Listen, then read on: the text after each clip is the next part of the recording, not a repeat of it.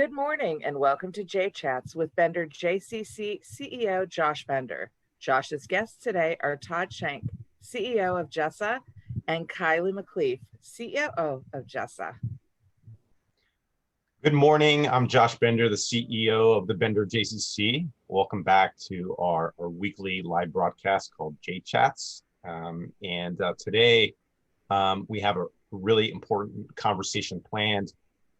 We are visited today by Todd Schenk, the Chief Executive Officer of JSSA, the Jewish Social Service Agency, and Kylie McCleaf, the Chief Operating Officer of JSSA. And we're so delighted that both of you could have this conversation with us today.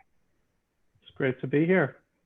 Todd, you and I have participated in enough meetings, and I've heard enough about the work that JSSA has done this year to know that JSSA has been instrumental in carrying the whole community through this very difficult year, serving Maryland, DC, Northern Virginia, over 400 employees who are engaged in really, really important work.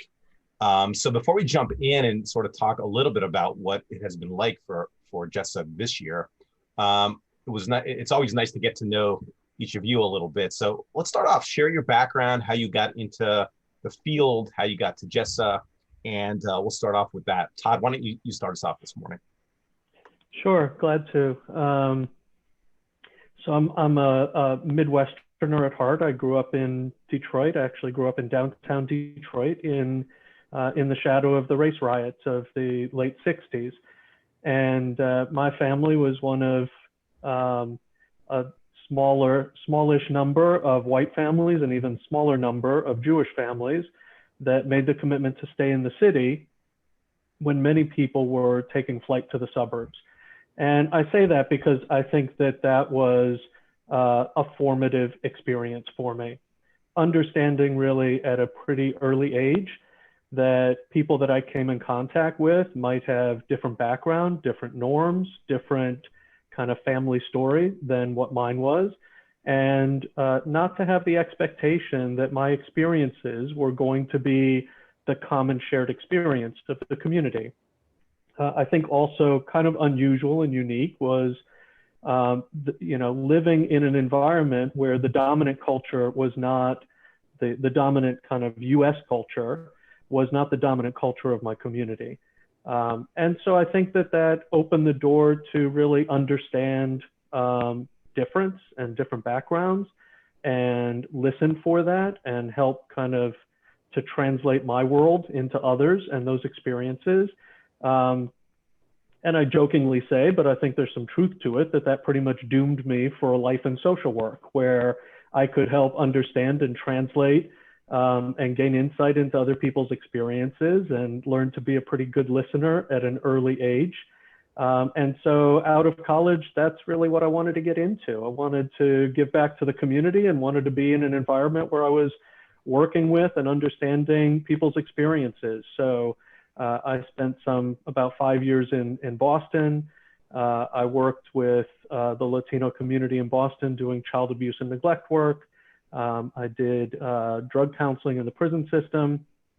And then in New York for an agency kind of like JSSA, on a larger scale, Jewish Board of Family and Children's Services, and work for them really on the service end and then later into administration. And got a lucky call from a recruiter about a great opportunity to be in the DC area and to work for JSSA. And the more I learned about JSSA, the more I realized that it was a great match for what I wanted to be doing and where I thought that real impact could happen. And it has panned out to be that and then some. And been 6.5 years here now, and it's been wonderful. Well, we're very fortunate to have you at the helm of JSSA, leading us, especially through this difficult year. Kylie, tell us about your journey to JSSA and into the field. Sure. So I'm a local Marylander, grew up in Washington County. My mom actually was a civil rights investigator. So I was also immersed in, what was right and what was unjust. Went to a local college in Frostburg and then graduate degree at Hood.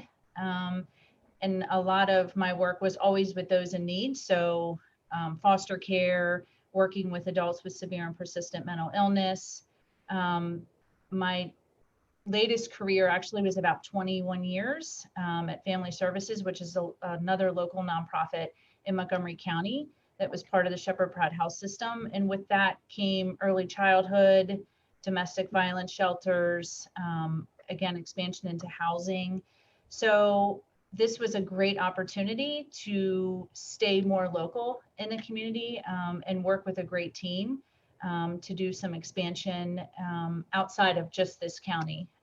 So here I am a year later after the pandemic. So it'll be 1 year next week. So no, very different way to start a new job, that's for sure. Well, you and I have a lot in common, having started a new position during this time. JSSA is so important to the Jewish community and larger community always.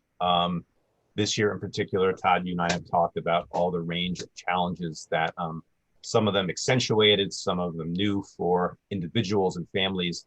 And I think today, we wouldn't do our conversation justice without really jumping into sort of some of what you have seen and experienced. Todd, you and I have talked about the uptick in mental health challenges for so many through this time. So let's sort of jump right into what you have learned and what you have experienced, during this most difficult year.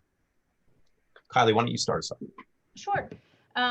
So in my most recent time, moving over during the pandemic, it's been amazing to see the transition to telehealth, number one, to decrease any barriers for those that were already in service, right? Like that didn't stop during the pandemic.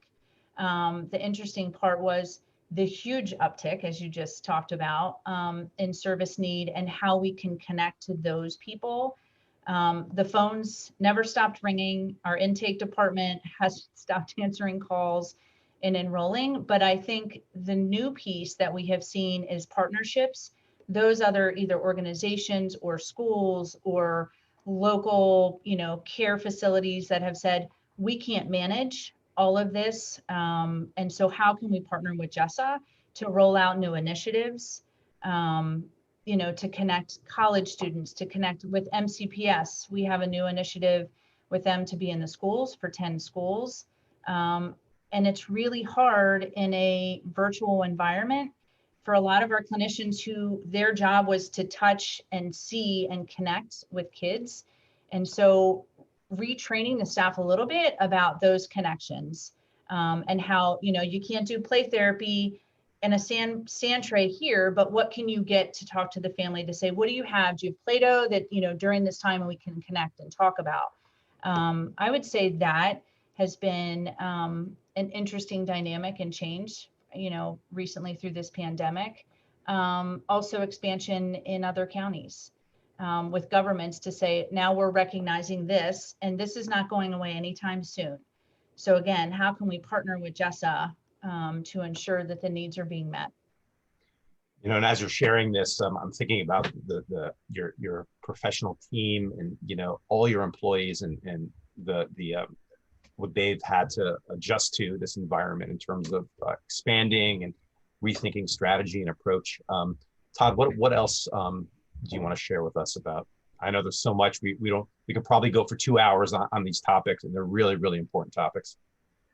Yeah, thank you. I think you just opened the door to a dimension of this that's really important, which is, a lot of times the work at JSSA, we're working with people very individually about something that has touched them. But in this pandemic, we're talking about something that is touching everybody. And it's a little different to think about how you respond to a collective experience of your community and also a collective experience that's impacting your staff. And so over this last year, we've also put more time and attention and resources into how we support our staff through this, because you can't help others if you didn't put your oxygen mask on first. And for our staff, there have been many more support groups offering counseling services for our own staff, thinking about how we just recognize how difficult this year has been and what kind of flexibility people might need. We can't have the same rigidity about schedules when our own staff are balancing schooling children from home or taking care of a parent who needs help, or other caregiving responsibilities. We need to make those kinds of adjustments, and it's a very different environment. And I think there's it's been a forgiving environment in that sense. People are interested in making sure that everybody is taken care of, and not just kind of, what about me?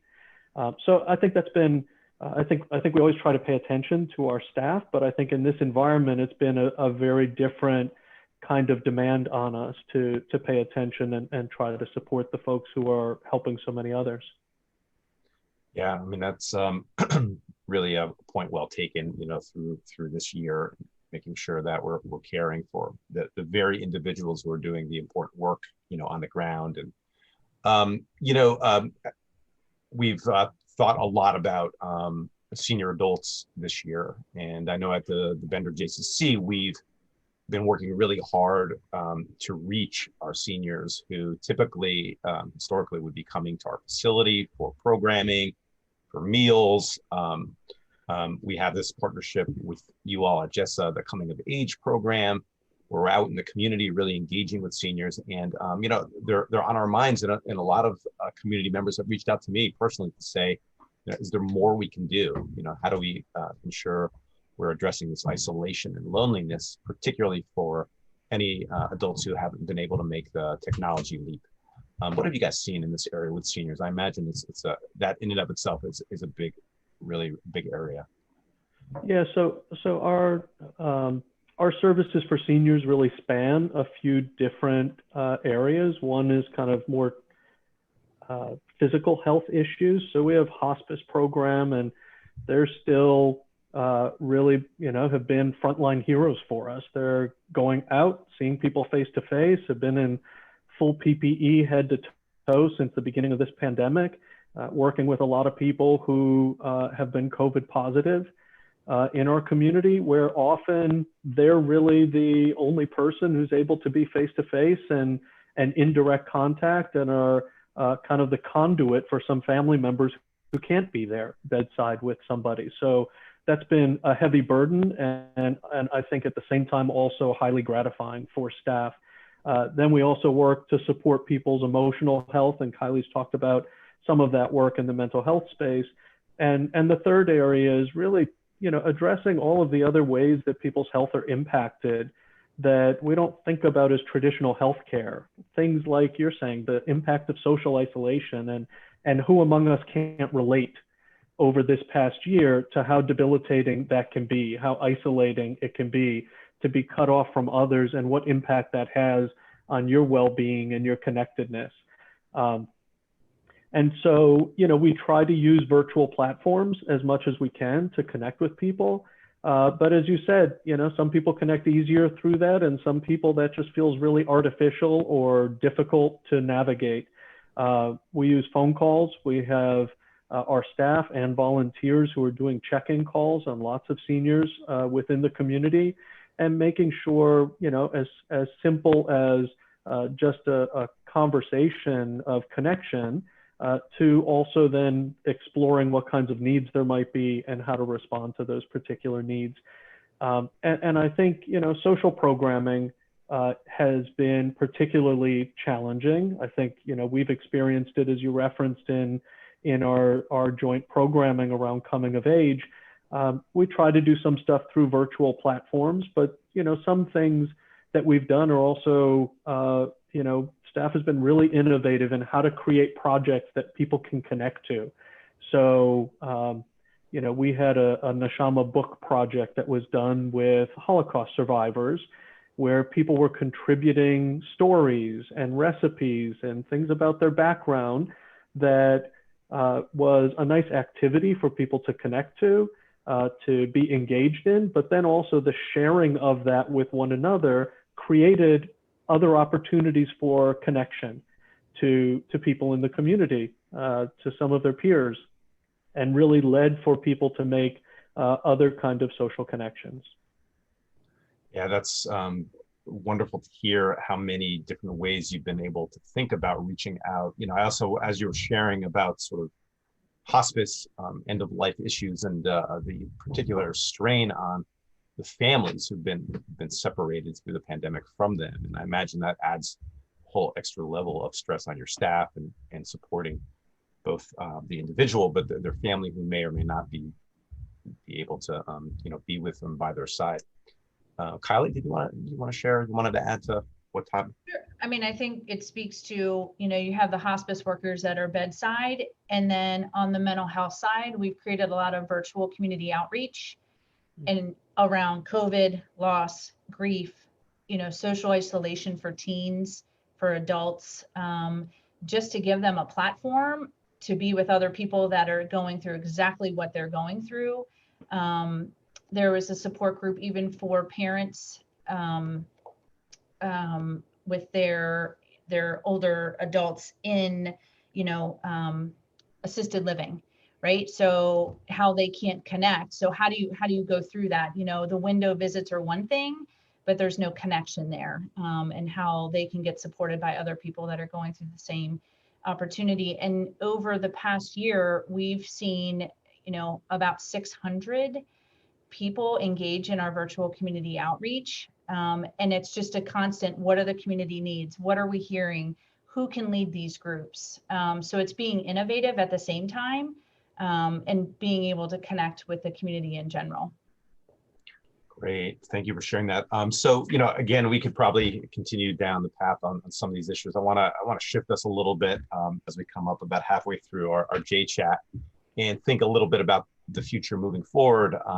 Todd, you and I had a conversation, two of us had a conversation about the challenges of planning for the future when things are still sort of unfolding, and we're making educated guesses based on our knowledge and without the full picture of what will things be like in a month or 2 months or 6 months.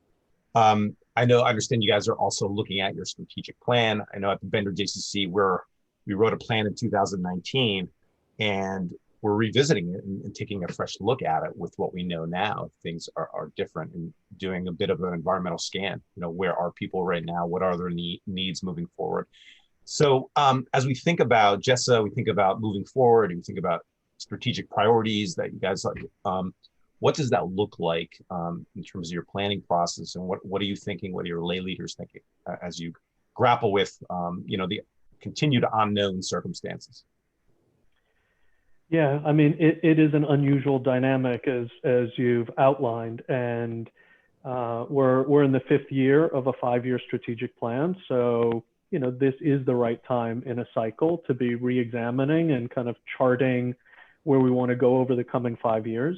At the same time, we had a lot of questions as a board, as a staff, about whether this was the right environment to be doing long-term planning. You can kind of have the current crisis overshadow and make it difficult to really foresee what some things are going to look like a year down the road or 2 years down the road. And we really came to the conclusion that it was really important for us to be doing some visioning about the coming years and not let the current crisis derail us from thinking about strategy and thinking about where we want our impact to be in the years to come. And that's an exciting place to be. I mean, I think, there are some positive signs in general on the horizon in our community with, more prevalence of vaccines and warmer weather, and people feeling like we're kind of emerging from a year-long hibernation in some ways. And to mirror that kind of excitement and optimism in starting to think about what life can look like for our organization in the coming years, I think is really nice. There are a couple of things that we know are at the top of the list that we really want to be looking at. I think the foremost of those is really thinking about our agency's footprint. We talk about ourselves as being a regional provider of serving the DMV, and we are, but the reality is that a disproportionate amount of our services are concentrated in Montgomery County. And And when you're known in one area and you have good relationships there, it also is going to lead to more opportunities. And so we continue to see opportunities for growth here, and need to really be intentional about pursuing those growth opportunities in the other jurisdictions in our region here. So, we've looked at and have been developing some services, new contracts in Northern Virginia and DC, but a big part of our strategic plan is really going to be charting what our geographic footprint should look like, what the demographic footprint should look like for us. The community that we serve includes the Jewish community, but is not exclusively the Jewish community. And there are a lot of changing demographics of our community, and a lot that we have all focused on around what diversity and equity and inclusion look like for us as an agency, and what that commitment should look like in how we grow and change as an agency, and who it is that we reach out to and serve, and how we serve them within the community. So I think those two pieces, kind of geographic footprint and really thinking about diversity, equity, and inclusion, are probably significant areas in this coming strategic plan. Yeah, I'm so glad you mentioned the diversity, equity, and inclusion piece. Todd, you and I were able to, we're privileged to participate in a leadership program focusing on some of these issues. And it's been, really illuminating for us. And I think it's interesting to hear you talk about how you're conceiving of your support of the larger community, the Jewish community and beyond. And I think that's something we're also saying, which is that our Jewish community is interested in engaging in a broader way in addressing some of the challenges that they know exist out there. And so that is important work. It also involves a lot of thought and time and strategy. Kylie, in terms of operations, I mean, that's to be the chief operating officer of an organization going through what it's going through. What are some thoughts about when you think about moving forward? So during this time, you were, as an organization in mental health and, disability services, you follow all kinds of regulations that all really, I don't want to say went out the door, but really opened doors to flexibility to services to decrease, barriers or stumbling blocks. So as you look forward, what will be interesting is how will those regulatory bodies and licensures realign? Before, how we're doing telehealth now would have never been how we would have done telehealth a year ago. So, the flexibility and the opportunity that is there builds a different future. The same way for disability services and employment. You couldn't do virtual career coaching or job development, but now you can group people together. You can expand who you're serving. There is no geographic line. Whoever is able to kind of sign on, it doesn't decrease the need to be in the community, because many of our, employment specialists have been side by side, again, just like hospice, in full PPE to do the job alongside, their client. So I think as an operations, the future looks different. The funding models are going to change a little bit. I think there'll be new opportunities when you look at those that are funding just what we do, or even a little different now, that there is, we always did it that way, but wait, now we can do it this way. And who can do that, right? Who's flexible to do that? And the future for a lot of nonprofits is not shiny and bright, so the ability for us to either partner with those, or serve those that are in need for services, we're able to do that. So I think operationally, that is a big change. Absolutely. So while we are coming up on our time in a few minutes, I thought it would be important for anyone who is watching our conversation today with Todd Schenk, the Chief Executive Officer of JSSA, and Kylie McCleaf, the Chief Operating Officer, that anyone who needs more information about your services, they're in need of support for themselves or their family, what would you recommend that they do? Oh, sorry. Yes. So, I mean, depending on the services, on the website, there's a lot of ways for us to connect, and it's laid out in a way that is, I think, at ease to make those connections. Most of us, in terms of the administrative side and leadership, are working from home. And so email, is a really easy way, phone calls. I mean, we're answering most calls live that are coming in either through our intake lines. And so we're here and we're ready to serve, anyone in need. We didn't skip a beat is all I can say. I know most people had, an opportunity of a little bit of downtime, but with the work that we do, there's no downtime. It's constant. So I think, just reach out. Thank you. And I would just add to that. I think that going to JSSA.org is a great way to look at and see services. But within the pandemic, with the help of our local federation, really with their leadership, we launched a new helpline, support line, which is 703-J-Caring.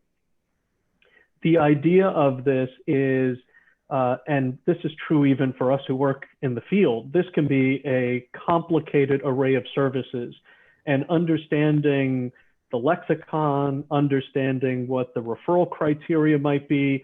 People get lost often before they even get through the front door to try to figure out where to go, what to access. And so the launching of this J-Caring line, 703-J-Caring, was really to give an easy front door for people who don't need to know what they're looking for. They just want to talk about what it is that they are wrestling with at that moment and what kind of help might be useful. And we have trained professionals who are answering that line, who can walk through not only what JSSA might have to offer, but also have a wealth of resources across the region, Virginia, DC, Maryland, to help people navigate the system and even to make some warm handoffs to other agencies in the community that might be more equipped, better positioned for what that particular individual might need. So that also is a great way to connect and to access help if people aren't sure what they need and they just want to reach out and see if there are some resources in the community that might be of benefit to them. Thank you for sharing that. 703-J-Caring is a way to really get the support that someone might be looking for to get questions answered. I really want to thank both of you for spending this time. I know we can go for another hour due to the depth and breadth of everything that you guys are doing, but thank you for your leadership this year in particular and for supporting our community. And hopefully we have better times ahead. But I do appreciate the partnership. Thanks for having us. Thank you, Josh. I appreciate working with you and appreciate all that the JCC is doing and what a great partner you guys have been to us at JSSA. Yes. Thank you. Be well, stay healthy. Thank you. Thanks. You too.